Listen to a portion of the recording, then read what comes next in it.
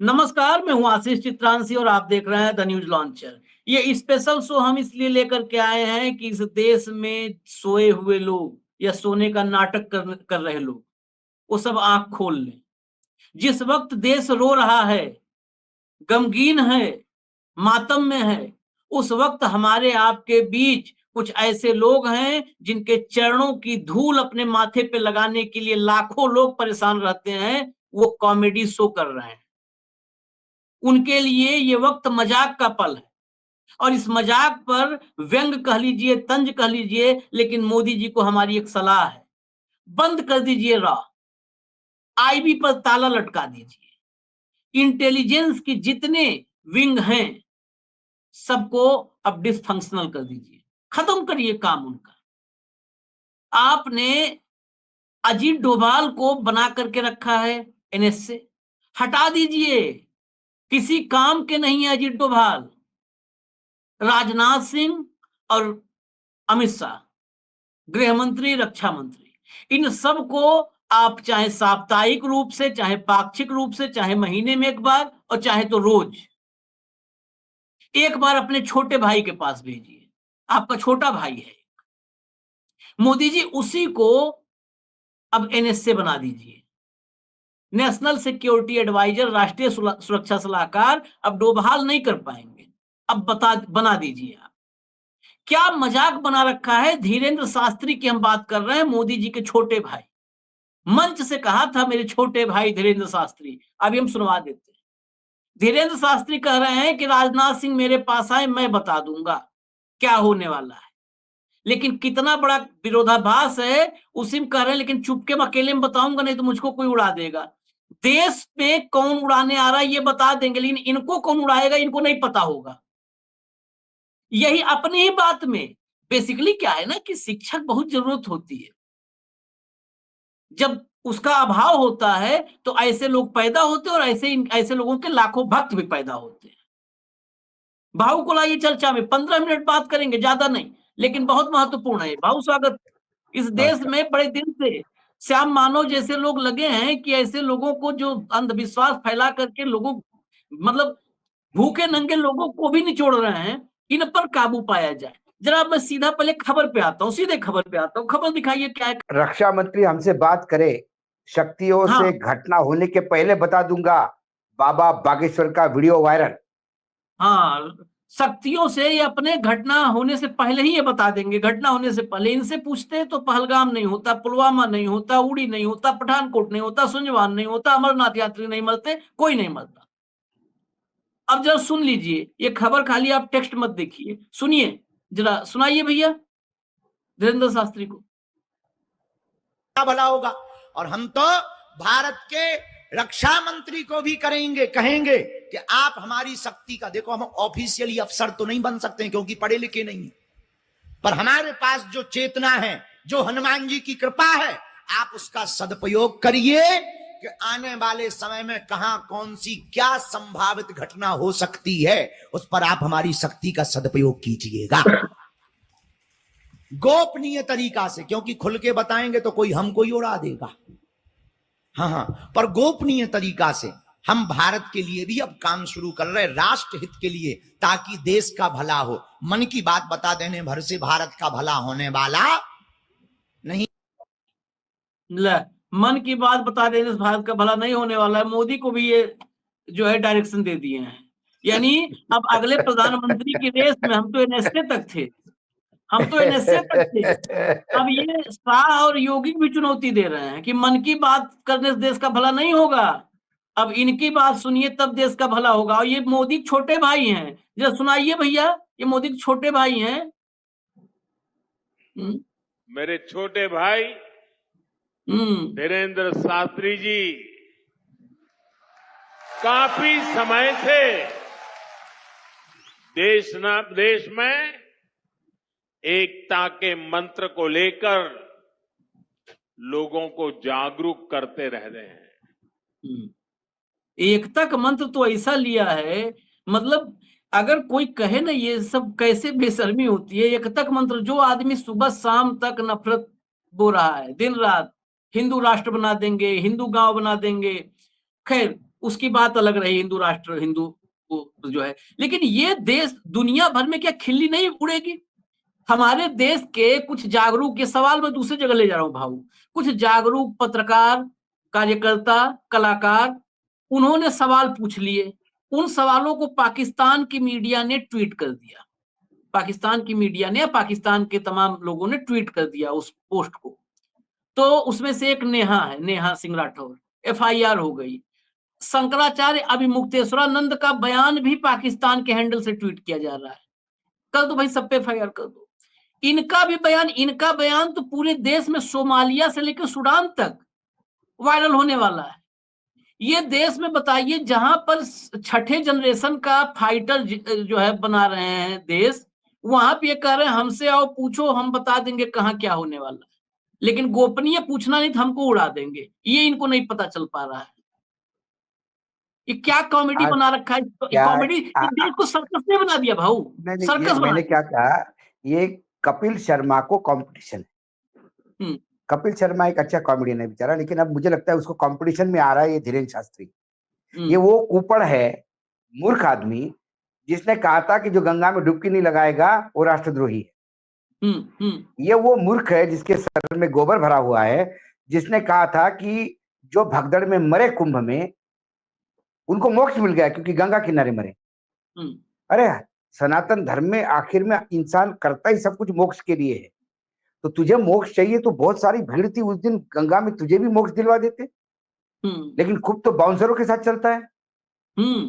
और जो गरीब आस्था के साथ आए, जिसकी हत्या हुई है वहां पे, हत्या कहता हूं मैं, ये मिसमैनेजमेंट से मरे लोग, और कोई 30 नहीं मरे हैं, आंकड़ा बहुत बड़ा है।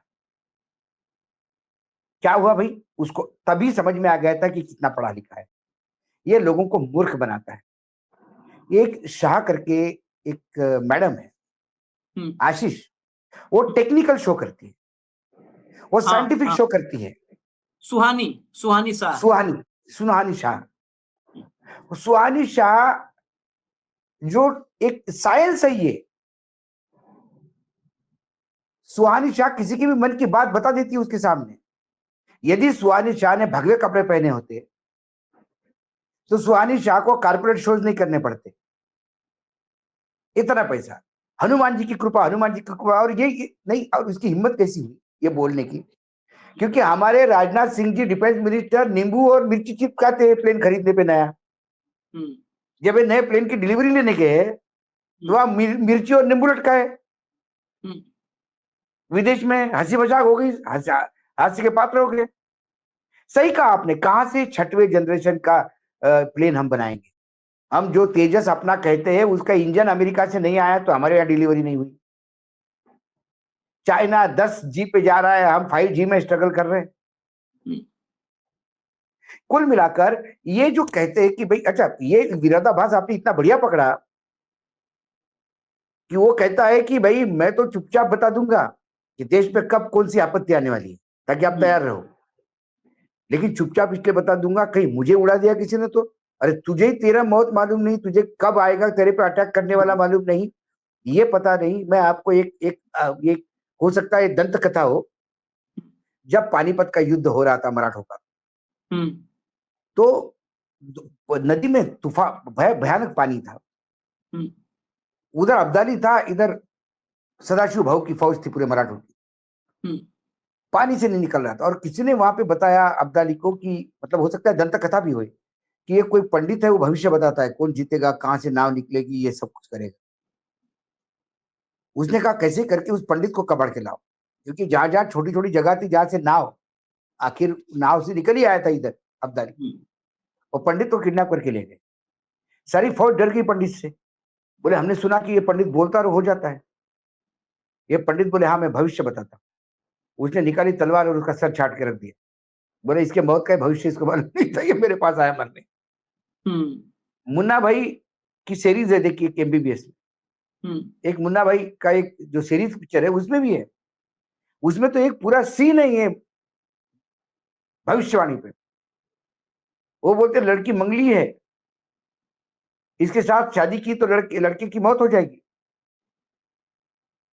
और वो बोलता है कि नहीं शादी तो इसी से करूंगा लड़का, पिता बोलता है नहीं मैं नहीं चाहता, ये हमारे पंडित जी ने बोला कि ये है, तो पंडित को लाया जाता वहां पे शादी में। और पंडित और ये मुन्ना भाई जो है हमारा गैंगस्टर संजय दत्त, उसका बड़ा वहां शास्त्रार्थ होता है। वो बोलता है अरे जरा निकाल तो रिवॉल्वर, अपने वो साथी से वो निकालता और इसके सर पे लगाता है। बोले मैं 3 तक गिनूंगा, गोली चला देना इस पे। वो पंडित की हालत पतली हो जाती है, वो बेहोश हो जाता है। बोलते बताओ इसको ही मालूम नहीं इसकी मौत, ये तुम्हारी मौत बताने जा रहा है। ये फिल्मों में आया है, ये कहानियों में है, ये दंत कथाओं में है, ये कथाओं में है। लेकिन ये जो है महाशय, ये कहते हैं कि मुझे यदि देश पूछे, अब मैं देश के लिए काम करूंगा, तो देश के लिए काम करेगा तो जरा बताना क्या होने वाला है, अभी खुल के बताए। उसमें क्या है? राजनाथ सिंह देश थोड़ी है जो राजनाथ सिंह के काम में बताएगा। चेहरा देख के ही तुम बताते हो ना। तो 143 करोड़ का देश खड़ा है सामने। देश यानी मोदी है क्या? देश अमित शाह है क्या? देश राजनाथ सिंह है क्या? देश पे क्या आपत्ति आई देखो तुम, देश को कुंडली देख के बता दो। ये सिर्फ जो अर्थियां होती है उसके ऊपर रोटी सेकने वाले लोग हैं। बताओ आप इस समय में ये कर रहा है। 26 परिवार में ऐसे कई परिवार है जिनके यहाँ कमाएगा कौन, कल क्या खाएंगे, ये सवाल है। उस पे कोई काम करने को तैयार नहीं। उन परिवारों के बच्चों को एडॉप्ट करने को तैयार नहीं है धीरेन्द्र शास्त्री। और दुर्भाग्य है कि लोग तालियां बजा रहे हैं। अंधश्रद्धा निर्मूलन कानून है महाराष्ट्र में, उसके तहत इसको जेल में डाल देना चाहिए। श्याम मानव का आज भी चैलेंज है। नागपुर से यह आदमी धोती उठा के भागा है, भाग गया। हाँ, वही मैं बोल रहा मैं आज भी श्याम मानव जी की, मैं आशीष बहुत कम लोगों के चरण छूता हूं। श्याम मानव जब भी मिलते हैं हम उनके चरण छूते हैं, क्योंकि वो इस समाज में जो कुरीतियां हैं, कुप्रथाएं हैं, इसको समाप्त करते हैं। लोग हॉस्पिटल में नहीं ले जाते, बाबा के पास ले जाते। बाबा ऐसा अंगारा लगा देता, बोले ठीक हो जाएगा, मर जाता बच्चा। बोलते अपनी किस्मत में ही मौत थी, क्या करो। ये हालत है बाबाओं की, क्योंकि मरा तो तुम्हारी किस्मत और जिया तो मेरा चमत्कार, मेरा। हाँ, ये है। मैं आज भी शास्त्री को बोलता हूं, वो छोड़, देश पे क्या आपत्ति आएगी वो छोड़, हमारे श्याम मानव जी के मन में क्या चल रहा है बता दे। जीवन भर उसकी चप्पल सर पे उठा के चलूंगा मैं। अब भाग जीवन गया भर वहां से। श्याम मानव चैलेंज धोती उठा के भागा। हाँ। ये पाखंडी अपने आप को धर्माचार्य कहता है और हमारे हनुमान जी को बेचता है। ये हनुमान जी का एटीएम करके उपयोग में लाते हैं। अरे मेरे हनुमान जी तो निस्वार्थ थे। माता सीता ने अयोध्या में आने के बाद एक मोतियों की माला दी कि हनुमान तुमसे तो बड़ा काम किसी ने नहीं किया, ये मेरे तरफ से गिफ्ट। तो मां की दी हुई मोतियों की माला उन्होंने अपने दांत से तोड़ना शुरू कर दी, एक मोती फेंकते गए। मोतियों की कीमत के सवाल नहीं था, सीता मां का दिया हुआ गिफ्ट था। तो माता ने पूछा क्या कर रहे हो तुम, मैंने बड़े स्नेह से दिया तुम्हें। तो उसने कहा कि मैं इसमें देख रहा हूं मेरे राम है, जिसमें मेरे राम ही नहीं है तो मेरे लिए तुच्छ वस्तु है। तो उसने कहा क्या राम सब जगह है क्या? बोले हाँ, आप मेरे दिल में। बोले कहाँ है? तो उन्होंने अपना सीना फाड़ के दिखाया, तो राम सीता लक्ष्मण तीनों थे। वो जो फोटो हम देखते हैं हमेशा ऐसा सीना फाड़ने वाला, वो कथा होगी, कुछ भी होगा, लेकिन उसे सीख क्या मिलती है? निस्वार्थ भाव से। तुम निस्वार्थ भाव से दुकानें चला रहे हो तुम्हारी, और हिम्मत कितनी हो गई है? ये हिम्मत इसलिए हो गई कि देश के प्रधानमंत्री ऐसी अंधश्रद्धा को प्रोत्साहन करता है, खुलेआम उसको अपना भाई बोलता है। यही प्रधानमंत्री हरियाणा में चुनाव में जाते हैं तो डेरा सच्चा सौदा के सामने नमन करते हैं, जो एक व्यभिचार के केस में सजा याफ्ता है, आरोपी नहीं, सजा याफ्ता है। हाँ। चुनाव के समय जो हत्यारा है, जो व्यभिचारी है, जिसने कई लड़कियों की इस्मत लूटी है, रावण के भेष में, मतलब साधु के भेष का रावण है वो समाज का, उसको चुनाव के समय पेरोल मिलता है क्योंकि वो कुछ सीटें जितवा देता है। जब राजनीतिक दल इतने घिनौने लेवल पे और इतने नीचे स्तर पे गिर जाते हैं चुनाव जीतने के लिए, तो ये बाबा तो गिरेंगे ही नीचे। उन्होंने इंटेलिजेंस पे गाली दी, उन्होंने डोवाल साहब को गाली दी, उन्होंने इंडियन आर्मी को गाली दी। हाँ, कि मैं भारत करता का हूं। पूरा इंटेलिजेंस तो भारत का ये तो बता इतना है। देश प्रेम है तो यहां क्यों बैठा है दुकान लगा के? जा जम्मू कश्मीर के बॉर्डर पे, वहां बैठ जाके और वहां बता कि 3:40 पे हमला हो गया, तैयार रहो। बता ना, छुप कैसे बताऊंगा? मेरे देश के वो जो लड़का शहीद हुआ जम्मू कश्मीर में, उसने तो छुप के नहीं बोला कि मैं आतंकियों को चेहरा ठीक से देखने के लिए छुपा था। अरे उसने अपने ग्राहक जो उसके घोड़े पे बैठा हुआ था उसको बचाने के लिए उलझ गया वो आतंकियों से, ये जानते हुए कि वो कमजोर है, निहत्था है। उसने उसकी बंदूक पकड़ी और अपना शरीर छलनी करवाया। वो है देश प्रेम। मैं देश के लिए कुछ करना चाहता हूं। उसने किया देश के लिए। वो सैनिक नहीं था, वो घोड़ा किराए पे देता था। उसके घर में कोई नहीं था कमाने वाला, एक बूढ़ी मां थी, लेकिन उसने देश का सोचा, आतंकियों के खिलाफ लड़ लिया। वो है देश प्रेम। देश प्रेम उस शेख का है जिसके छोटे भाई के अंतिम संस्कार करने के बाद वो ड्यूटी पर लौटता है क्योंकि उसे मरना है, उसको फिर देश की सुरक्षा करनी। वो जो शहीद हुआ, उसने ये नहीं बोला कि हिंदुओं को मारा तो मैं क्यों जाऊंगा। उसने कहा कि भारतीयों को मारा है, आतंकियों को छोड़ूंगा नहीं। और उसी पहलगाम के बदला लेने के लिए जब घुसा जंगल में, आतंकियों ने घात लगा के पीछे से गोली मारी। उनके साथ इसकी तुलना नाखून के बराबर नहीं है। और ये बोलता है अपने आप को क्योंकि ये सत्ता पक्ष में, भाई अंबानी के यहाँ शादी होगी तो इनको बुलाया जाता है। क्यों? कि दुकान बड़ी है। इनकी इज्जत नहीं, इनकी दुकान की इज्जत है।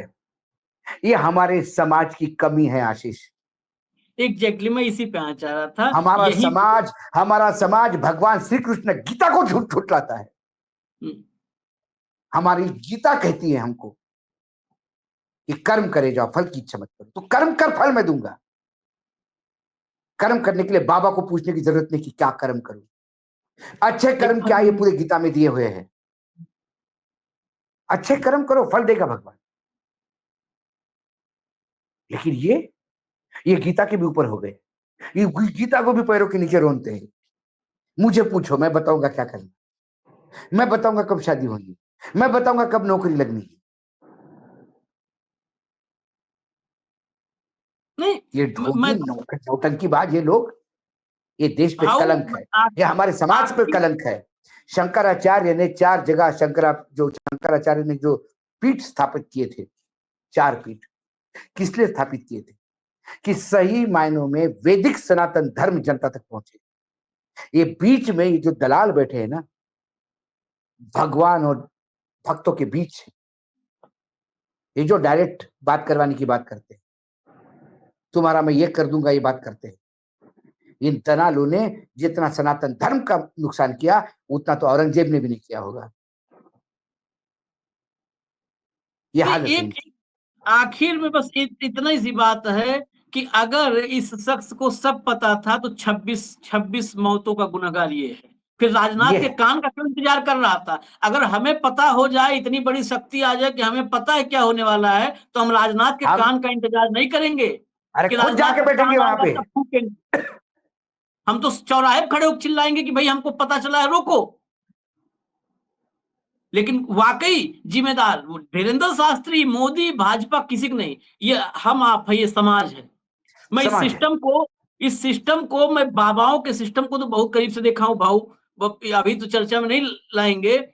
ये जो चैनल्स पे चलते हैं ना, रामदेव के भक्ति चैनल और फलाने चैनल, ये मार्केटिंग, लाखों रुपए पे करते हैं, लाखों रुपए। रामदेव तो लाला है, बाबा कहां से हो गया? नहीं, ये जो सब बाबा नहीं, ये लाला ही है। ये जो आते हैं ना ज्ञान देने के लिए, ये धर्म का चोला ओढ़ करके और ज्ञान देते हैं। लाखों रुपए ये चैनल को पे करते हैं कि मेरा स्लॉट चाहिए, मुझे प्राइम टाइम स्लॉट चाहिए, ये स्लॉट चाहिए, उसके लिए लाखों रुपए देते हैं। लाखों का अमाउंट है, छोटा मोटा अमाउंट नहीं है, लाखों का अमाउंट है। आशीष, हम दोनों इसके गवाह हैं। हम दोनों इसके हाँ, गवाह हैं।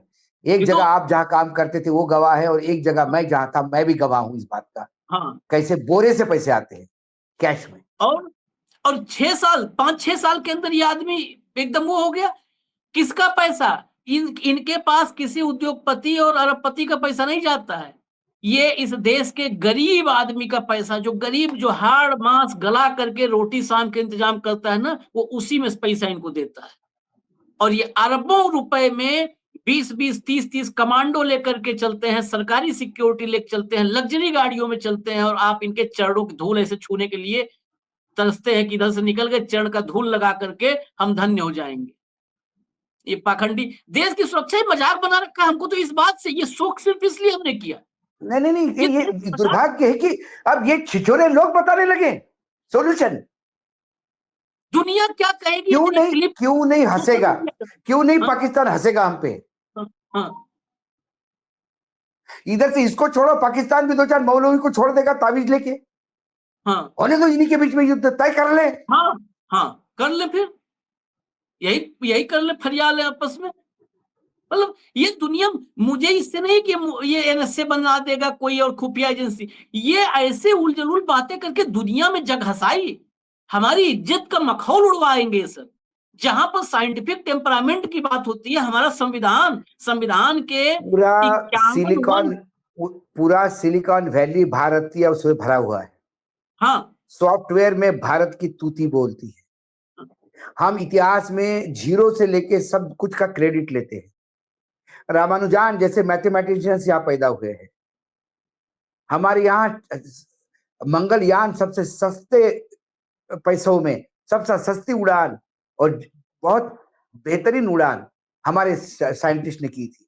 ये क्या ये बाबा पर्ची पछवाने गए थे कि कोई? संविधान की विधज्जियां, संविधान में 51 आर्टिकल 51 में एक जो है सब आर्टिकल में लिखा हुआ है, ये मौलिक कर्तव्य जहां डिफाइन किए गए, हम लोगों के मौलिक कर्तव्य, अधिकार ही नहीं कर्तव्य भी डिफाइन किए गए हैं, तो उसमें है साइंटिफिक टेम्परामेंट की बात। लेकिन हम भगते हैं। लाखों का हुजूम होता है ये आदमी के सामने, लाखों का हुजूम। आज का क्लिप है, दिल्ली की मुख्यमंत्री आरती उतार रही थी इसके।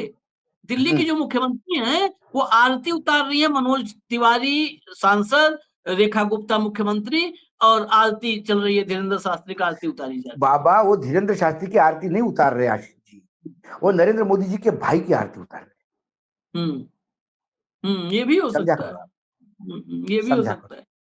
लेकिन भैया सावधान रहिए ऐसे लोगों की, ये जग हंसाई करवाएंगे। बहुत लोगों को लगेगा कि नहीं, हमको भी कहेंगे धर्मद्रोही, ये बताओ बाबा को कर दिए ऐसे। अरे बाबा, इन बाबाओं अपना आप लोग खाली सामने जाना बंद कर दो, ये बाबा का अपनी रोटी ठिकाना नहीं होगा। हाँ, ये नहीं रखेगा कोई इसको। जो 7 स्टार 5 स्टार, मैंने कहा एक दिन अरे खुद ही कहता है आशीष वो कि मैं पढ़ा लिखा नहीं हूँ। हमने एक शो में कहा था, मैं रामदेव को उस दौर में देखा भाऊ कि जो सूमो आती थी, टाटा सूमो, तो टाटा सूमो, खटारे टाटा सूमो में बैठ करके, और जो 2-4 उस समय थे वो उसी में अगल बगल कूद के सब बैठ जाते थे सूमो में, तो ये बीच में ऐसे उकड़ू हो जाते थे रामदेव बाबा। आज रामदेव बाबा गाड़ी जो कीमत है उनकी ना, नहीं, आजकल वो चार्टर्ड से फिरते, चार्टर्ड उस 700 से चार्टर्ड, मतलब उनके वो है। इन लोगों की बात चले तो फिर राफेल का सौदा क्यों किया है? कागज का जहाज जो बच्चे बनाते थे, कागज का जहाज बनवा करके और इसे धीरेन्द्र शास्त्री से उस पर फुकवा लो और वही उड़ा दो, पाकिस्तान पे भाषण कर दे। राफेल खरीदोगे, राफेल, और घर में करवाओगे ऐसे नौटंकी बाजों से नौटंकी, और कहोगे भाई है। खैर चलिए, ये सिर्फ इसलिए था, और आप लोग ध्यान दीजिए, ऐसे लोग देश की जगहसाई करवाएंगे, आपकी, देश की, सबकी जगहसाई करवाएंगे। इनसे सावधान रहिए। नमस्कार।